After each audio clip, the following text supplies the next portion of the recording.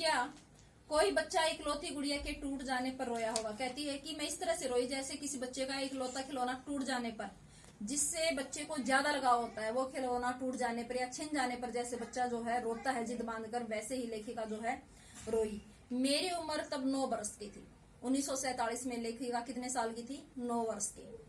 इतनी छोटी नहीं कि गुड़िया से बहलती और इतनी बड़ी भी नहीं कि डॉक्टरी तरफ समझ पाती।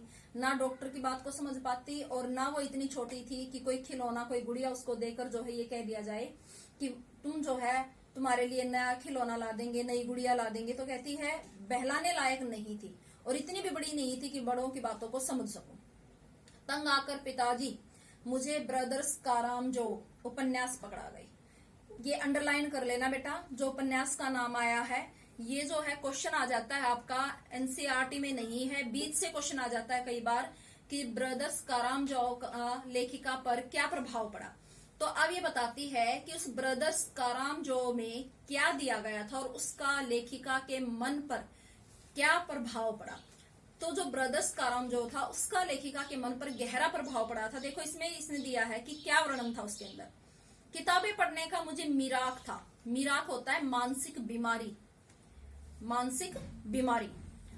जब कुछ देर बाद मैंने देखा कि पिताजी को छोड़कर घर के बाकी सब प्राणी पलायन कर चुके हैं, जा चुके हैं, और पिताजी दूसरे कमरे में बैठे अपनी किताब पढ़ रहे थे, तो रोना धोना छोड़कर मैंने भी किताब खोल ली।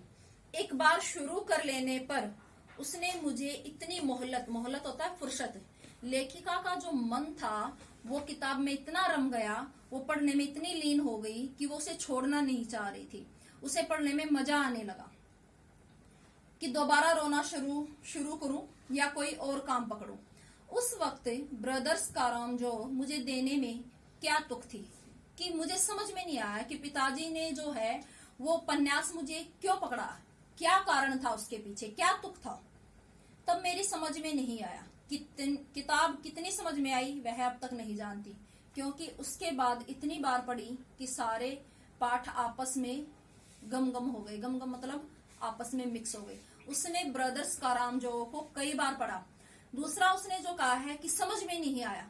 देखो हमारा जो अनुभव है, एक्सपीरियंस, वो उम्र के साथ होता है। जैसे कहते हैं ना कि ये बाल जो है धूप में सफेद नहीं किए, तो अनुभव एक अलग चीज है। आप पहली बार कोई किताब पढ़ते हो वो आपकी कम समझ में आती है, उसको बार बार पढ़ते हो तो ज्यादा समझ में आती है। उसके साथ जब आपकी उम्र बढ़ती है, ठीक है, तो एक चंचलता खत्म हो जाती है और आपके अंदर एक ठहराव आ जाता है।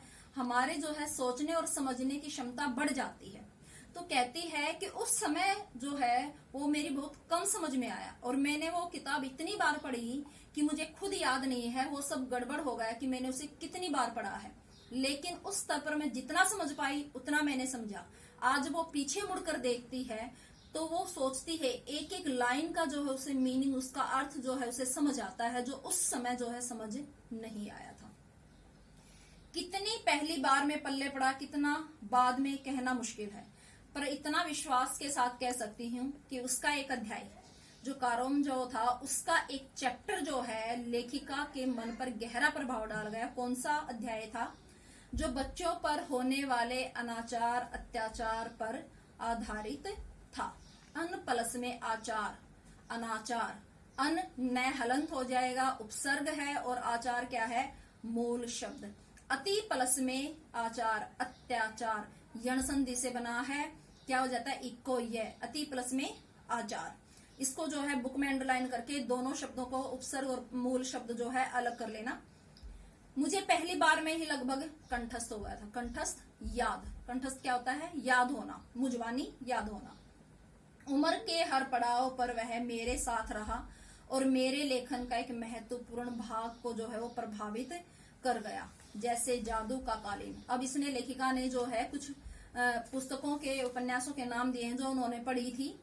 जो थी, एक तो ब्रदर्स कारामजो उपन्यास पढ़ा, दूसरा इन्होंने जादू का कालीन, मेरा नाटक नहीं, वह 3 किलो की छोरी जैसी कहानियां, वह कठगुलाब उपन्यास के जो है कई अंश लेखिका ने पढ़े। इनको अंडरलाइन कर लेना कि लेखिका ने कौन कौन सी पुस्तकों का अध्ययन जो है उस समय किया।